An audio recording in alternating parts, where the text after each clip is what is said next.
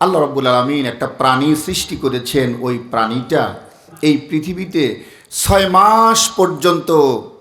মাস পর্যন্ত পানি না পান করেও বেঁচে থাকতে পারে। আমরা কতদিন পারি? রমজান মাসটা যদি বৈশাখ মাসে পড়ে যায়, আর বেটা মুয়াজ্জিন যদি 1 মিনিট লেটে আজান দেয়, ইফতারি নিয়ে সামনে বৈশা মুয়াজ্জিনের 14 গোষ্ঠী উল্টা ফেলাইতে পারি। ওরে বেতন দিই এমনি, এত লেট করে, আর ঘড়ি ঠিক থাকে না, এই মাগরিবে যা ধরবে, কথা কয় না, আছে না? জি। আর আল্লাহ বলছেন ওই প্রাণীটাকে আমি 6 মাস পানি পান করাই না, তাও দিব্যি বেঁচে থাকে। কথাকার ওই প্রাণীটা এমন 10 মিনিট 20 মিনিট নিঃশ্বাস না নেয়া দিব্যি বেঁচে থাকে, সমস্যা নাই। ওই প্রাণীটা 1.5 ফুট 2 ফুট 1 ফুট পর্যন্ত কাঁটা, এগুলো না খাইলে ওর ভালোই লাগে না। বলছে দেখো, ওই প্রাণীটার দেহের ভিতরে গবেষণা করে দেখলাম, ওর 2 পার্শ্বে আল্লাহ তাআলা ছোট্ট ছোট্ট করে ফ্রিজ আবিষ্কার করে দিয়েছেন। অনেক কথা আমি বলতে পারবো না। তিনি বললেন এরকম 1100 আয়াত যেগুলো আমাকে পাগল করে তুলেছে মুসলমান হওয়ার জন্য। আমি এমনি মুসলমান হই নাই। কথায় কথা আসে, সে কোরআনটাকে আমাদের দেশের যারা শিক্ষিত জেনারেল ভাই বোন, those they are the educated from general department of school, college or universities, they are not interested to study this Quran, to learn this Quran, to take it. এটা পড়তে আগ্রহ করতে গবেষণা করতে আমরা শিখতেও রাজি না, ঠিক না ব্যাঠিক? যেগুলো আছে বেশিরভাগ গরিব মানুষ এবং কৃষক মানুষ আর কিছু মাদ্রাসার ছাত্র। ধনী ভাইদের, শিক্ষিত ভাইদের কি বেশি পাওয়া যায়? আরো জোরে বলেন। তাদের ধারণা এটা মোল্লা মুসল্লির কাজ, এটা একটা ধর্মের বই, ওরাই পড়বে। আমরা যারা পৃথিবীর বড় বড় বিজ্ঞানী, আমরা স্কুল কলেজ বিশ্ববিদ্যালয় থেকে পড়া, এখানে আমাদের কিছু শেখার নাই। নাউজুবিল্লাহ বলেন, কথা কন না কেন? আমি তাদের বলছি ভাই আসেন একটু স্টাডি করেন, দেখেন আল্লাহ বলছে ইয়াসিন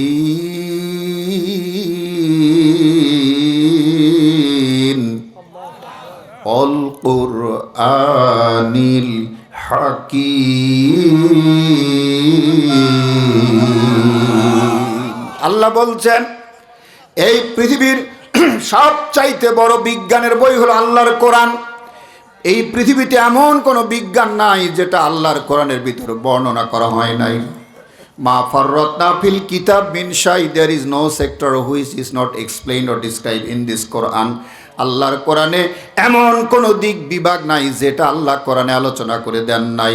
বরং এমন বিষয় যেগুলো রয়েছে তোমাদের চোখ কপালে উঠে যাবে জানার পর। চিল্লা বলুন সুবহানাল্লাহ। সেই সময়টা আজকে হবে না, তো সেই কোরআনটা আমরা শুনবো ইনশাআল্লাহ। কষ্ট হচ্ছে আপনাদের? না, শুধু একটা বললাম, ডক্টর মরিস বুখাইলির মতো মানুষ, পৃথিবীর শ্রেষ্ঠ বিজ্ঞানী, তিনি এই কোরআনটাকে 1100 আয়াতের একটা সূরার একটা আয়াতের আমরা একটা শব্দের কথা শোনাবো ইনশাআল্লাহ। খুব কষ্ট হইতেছে সম্মানিত সুধী। তবে তার আগে আপনাদের একটা বোনাস কথা রেখে দিলাম। আল্লাহর দুনিয়াতে এমন কোনো সমস্যা নাই যেটা কোরআন বলে দিতে পারে না এর সমাধান। সুবহানাল্লাহ বলেন। অ্যাজ ফর এক্সাম্পল, আমাদের এই পৃথিবীর শ্রেষ্ঠ 11 জন নার্স আছে। প্রতি বছর এই 11 জন নার্স বিশ্বব্যাপী যাচাই বাছাই করে নেওয়া হয়। গত কিছুদিন আগের কথা, আমি যে বইটা পড়ে আলোকে কথা বলতেছি। মিশরের আমাদের এক বোন, নাম হলো তার ফাতিহা সাইদ, আর আয়ারল্যান্ডের ওই দিকের একটা খ্রিস্টান মেয়ে, ওর নাম ছিল হলো ডক্টর, নামটা ভুলে গেলাম। ওই মেয়েটা আর এই মুসলমান মেয়েটা একদিন একসাথে হাসপাতালে ডিউটি করতেছিল রাত্রি 3টার সময়। সুবহানাল্লাহ বলেন। তো ওই খ্রিস্টান মেয়েটা দেখে মুসলমান মেয়েটা খুব কোরআন পড়ে। এক সময় জিজ্ঞেস করছে, তুমি কি পড়ো? বলে আমি কোরআন পড়ি। What is it? এটা কি? বলে এটা আমাদের সংবিধান, সারা বিশ্বের মানুষের সংবিধান, আমাদের রিলিজিয়াস বুক। সুবহানাল্লাহ। বলে এটা পড়লে কি হয়? বলে এর ভিতরে দুনিয়ার সব সমস্যার সমাধান দেওয়া আছে। তো মেয়েটা একটু এটা ইগনোর করছে। এটা একটা কথা, এটা একটা বই, এর ভিতর দুনিয়ার সব আছে। আল্লাহর কি কাম। মেয়েটা বলল, মালিক আমার সাথে বোন চাকরি করে, এটা সে বিশ্বাস করতে চায় না, এমন কিছু একটু ঘটায়া দাও বোন যেন বিশ্বাস করে, সেজন্য কোরআনকে বুঝে নেয় কোরআন কি। বাস আল্লাহ রাব্বুল আলামিন সেই রাত্রিতে ওই হাসপাতালে দুটা পেশেন্ট পাঠায়া দিছে, দুটা গর্ভবতী মা আসছে, বাচ্চা প্রসব হবে। এমন জ্বালা যন্ত্রণা চিৎকার, ওরা নাম লেখা পর্যন্ত ভুলে গেছে। তাড়াতাড়ি করে নিয়ে আগে সিজার করাইছে দুটা। সিজারের পর বাচ্চা দুইটা নিয়ে একই জায়গায় রেখে দিছে। বাচ্চা এবার আলাদা করে যার যার মাকে দিতে হবে। হঠাৎ করে মনে পড়ছে যে ফাতা সাইদা বোন, এই কোন মায়ের যে কোন সন্তান, একটার তো ছেলে হলো একটার মেয়ে হলো, কাকে কোনটা দিবা? হা সর্বনাশ, আমারও তো মনে নাই। আমারও মনে নাই। সুবহানাল্লাহ বললেন না? এখন কি করা যায়? তো ওই খ্রিস্টান মেয়েটা বলে, তুমি না বলো তোমার কোরআন দিয়ে দুনিয়ার সব করা যায়, সবই বলতে পারে, তাহলে বাচ্চা ছেলে কোনটা আর মেয়ে কোনটা তোমার কোরআনকে বলো বের করে দেখ। তাচ্ছিল্য করে বলছে। কেমন করে? তাচ্ছিল্য। মুসলমান মেয়েটা বলল, ঠিক আছে বোন, please wait and see, I shall try to level best sir of your question. চিল্লা কান আল্লাহু আকবার। একটু অপেক্ষা করো, আমি চেষ্টা করছি এই জবাবটা বের করার জন্য। মেয়েটা কিছুক্ষণ পর কোরআনুল কারিম নিয়ে বসে গেল। অল্প কিছুক্ষণ পর বলল, বোন, my dear honourable sister colleague, I have gotten the result, I have gotten the answer of your question. তোমার প্রশ্নের উত্তর আমি পেয়ে গেছি। কোন মেয়েটার ছেলে হয়েছে আর কোন মার মেয়ে হয়েছে আমার কোরআন আমাকে তা বলে দিয়েছে। How is it possible? কীভাবে সম্ভব? বলে হ্যাঁ সম্ভব। আপনারা কি চান উত্তরটা কোরআন থেকে আমিও বের করে দেই? হ্যাঁ ইনশা। কথায় কথা আসে, একটা দুটা না তো। যে কোরআনুল কারিম এমন, আপনাদের গ্রামে যদি কোনো মুরব্বি মারা যায়, ছেলেরা বাপের সম্পত্তি কয় ভাগ পায়? হ্যাঁ 2 ভাগ। আর মেয়েরা পায় কয় ভাগ?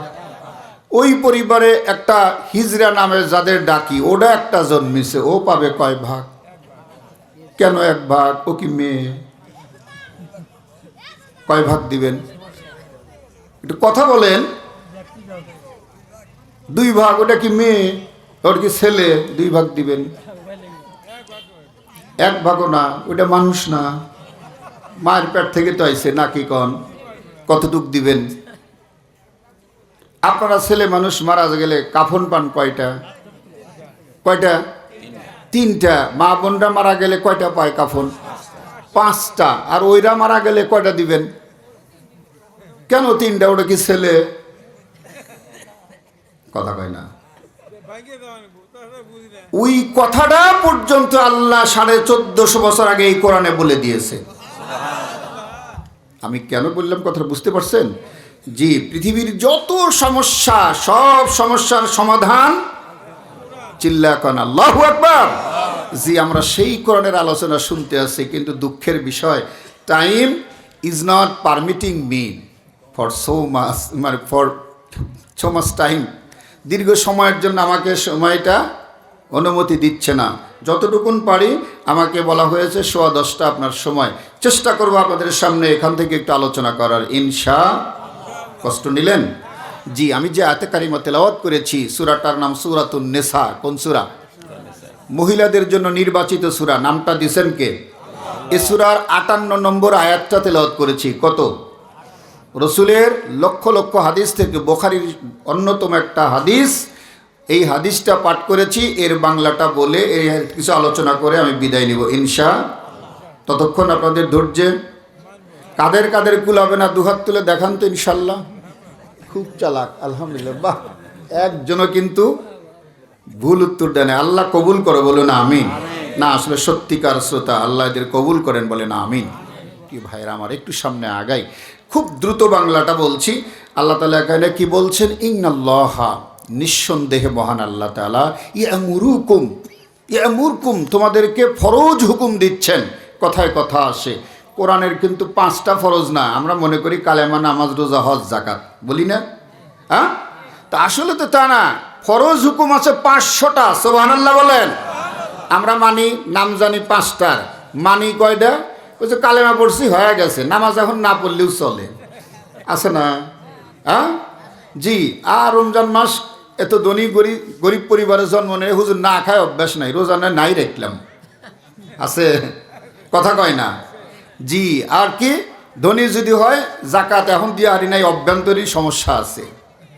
মানে কোনটা? আমরা কত কষ্ট হইতেছে, আমি সেটা বলবো না সামনে। ইন্নাল্লাহ, নিঃসন্দেহে আল্লাহ তাআলা ইয়ামুরকুম, তোমাদেরকে ফরজ হুকুম দিচ্ছেন কি আনতু আদ্দুল আমানাতা, তোমরা যেন আমানতগুলো যে যাহা পায় তাদেরকে সঠিকভাবে ফিরাইয়া দাও। সুবহানাল্লাহ।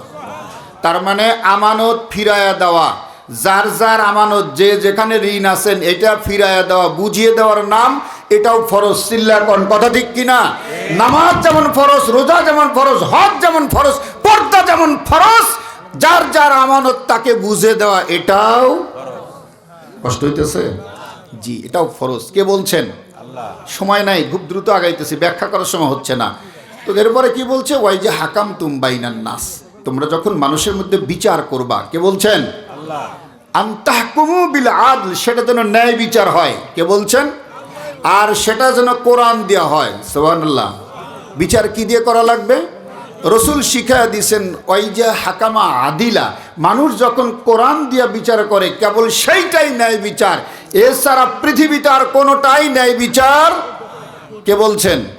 তো মাশাআল্লাহ, আমাদের দেশের সব বিচার তো কোরআন দিয়েই হয়।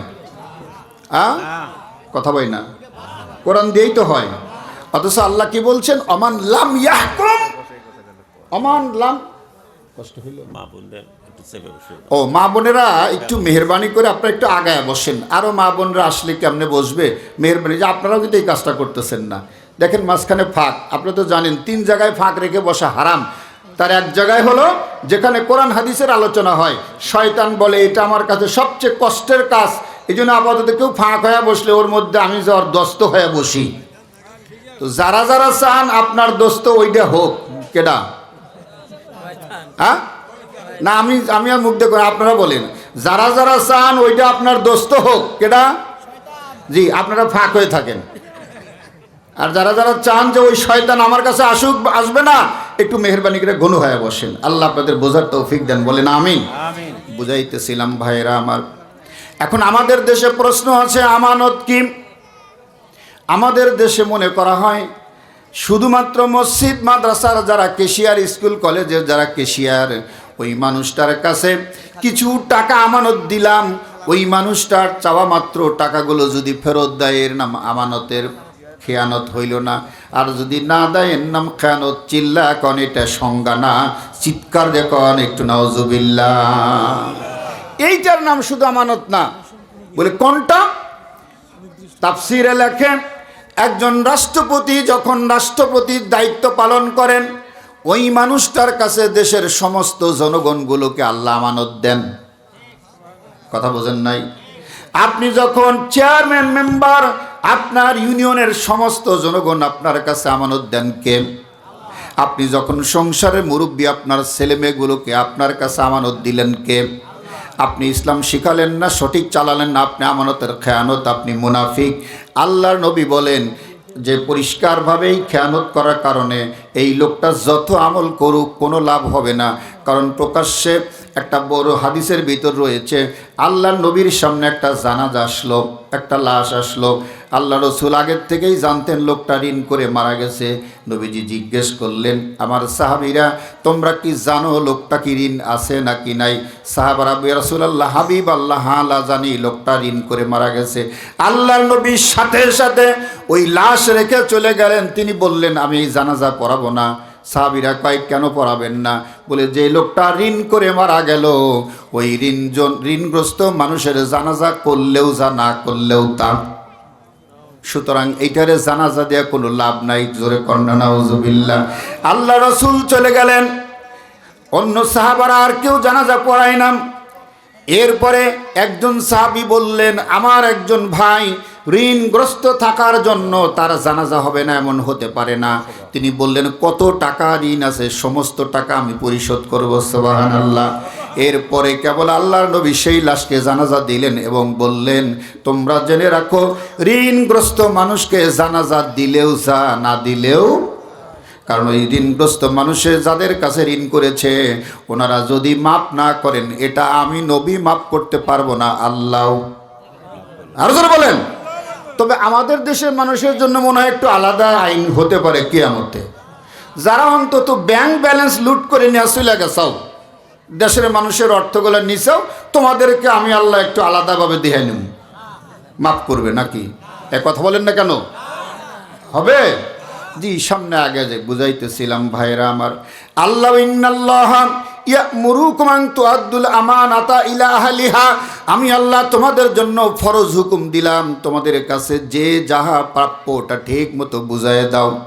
একজন বাবার কাছে আমানত তার ছেলে এবং মেয়ে, ছেলেকে 2 ভাগ মেয়েকে 1 ভাগ, যদি কোনো আব্বা মা কম বেশি করেন তিনি হয়ে গেলেন মুনাফিক। চিৎকার দেখুন একটু নাউজুবিল্লাহ। আল্লাহ বুঝাইতেছেন তুমি যখন রাষ্ট্রপতি, দেশের সমস্ত জনগণ তোমার কাছে আমানত, তোমার কাছে কোনো দল দেখা যাবে না, নিজের দলের লোকও যেমন অন্যের দলের লোকও। কথা কন না কেন? ওএসপি সাহেব, তুমি যে জেলার এসপি, ওই জেলার সমস্ত দলের মানুষগুলো তোমার কাছে আমানত।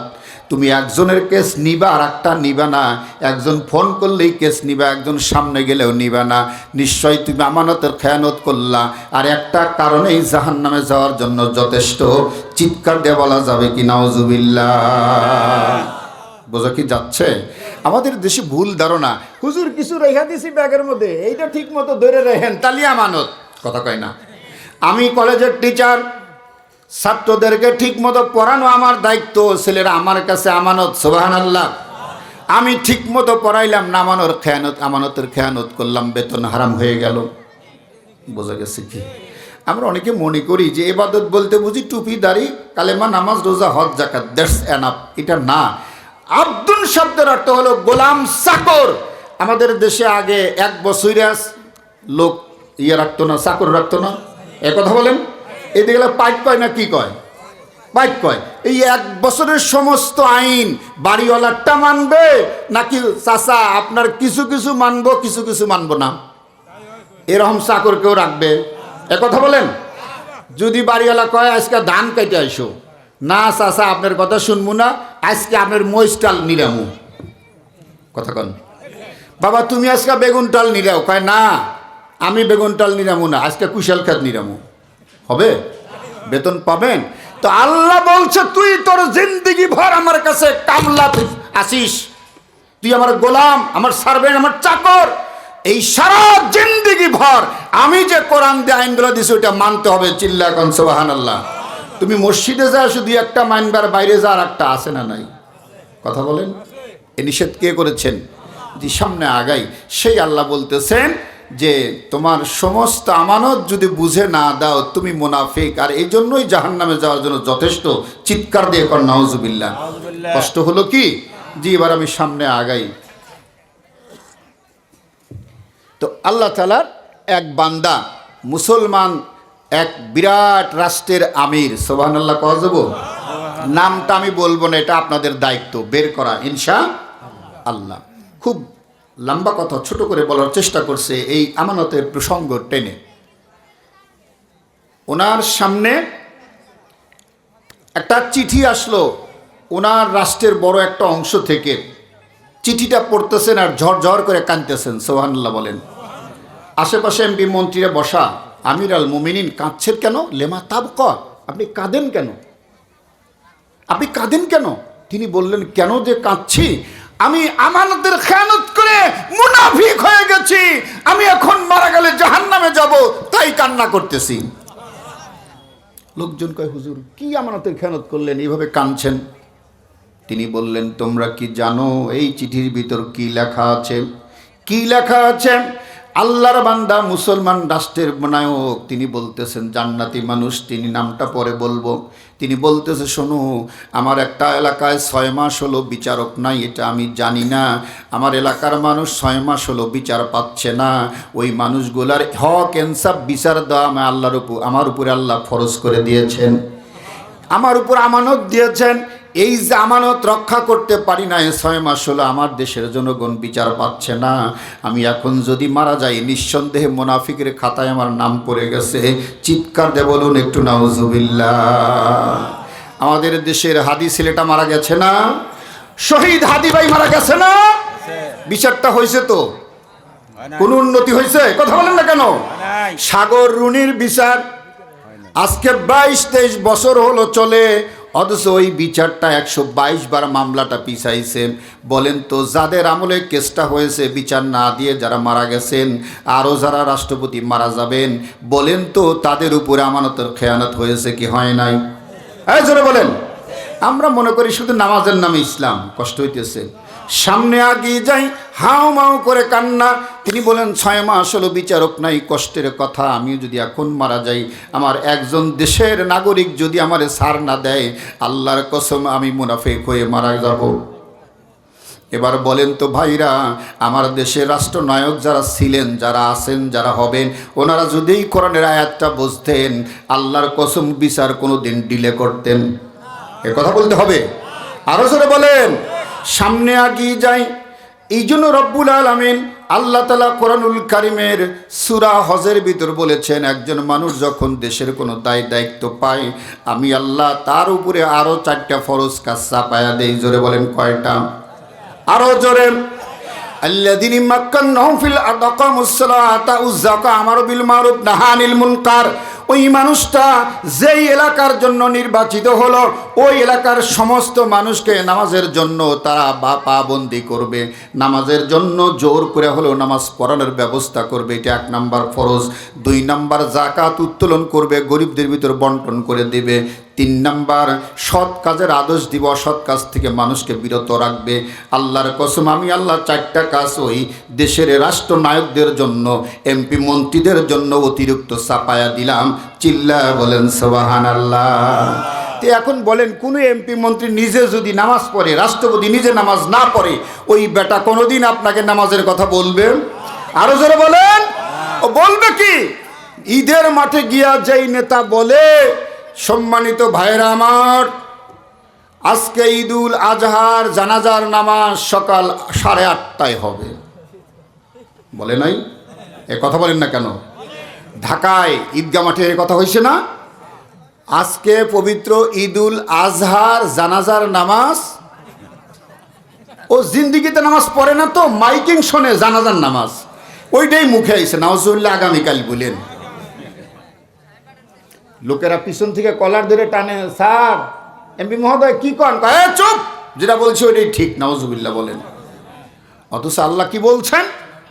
সূরা আম্বিয়া খোলেন, ওয়াজআলনা আইম্মাতান ইয়াহদুনা বিআমরিনা। আমি আল্লাহ তো নেতা নির্বাচন করে পৃথিবীতে পাঠাই এই জন্য, যাতে করে সেই নেতারা পৃথিবীর মানুষকে কোরআনের পথে রেখে হেদায়েতের লাইনে চালাইতে পারে। নেতা বানানোর উদ্দেশ্য কি? কথা বলি না।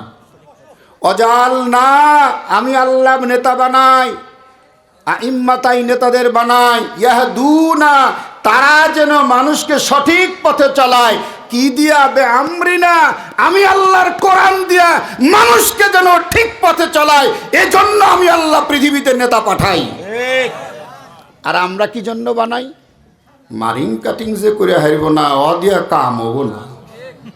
আল্লাহ কোরআন এইটা কইছে। আল্লাহ বলেন ওয়াজআলনা আইম্মাতান ইয়াহদুনা বিআমরিনা, কোরআন দিয়া মানুষকে যে হেদায়েতের পথে রাখতে চায় না, নিজে মানে না, রাখতে চায় না, ও লোকে আমি আল্লাহ নেতা বানাই না। আমাদেরও সেই উদ্দেশ্য থাকা উচিত কিনা দেখা যাবে ফেব্রুয়ারিতে। ভুল করবেন, ওটা আল্লাহ আবার কোরআনে বলে দিয়েছেন, সম্ভবত সূরা নিসার 95 নম্বর আয়াতটা হতে পারে। মাইয়াশফা শাফাতান হাসানাতান ইয়াকুন লাহু নাসিবুম মিনহা, সৎ লোকের সৎ কাজের পক্ষে রায় দিবা, তুমি ওই সতের অর্ধেক সব পেয়ে যাবা। আমাইয়াশফা সাইয়াতান, অন্যায়ের পথে অন্যায় লোকে রায় দিবা, ইয়াকুনু কিফলুম মিনহা, ওই অন্যায়ের অর্ধেক তুমি ভাগ পাইবা। কথা কার? আরো জোরে বলেন।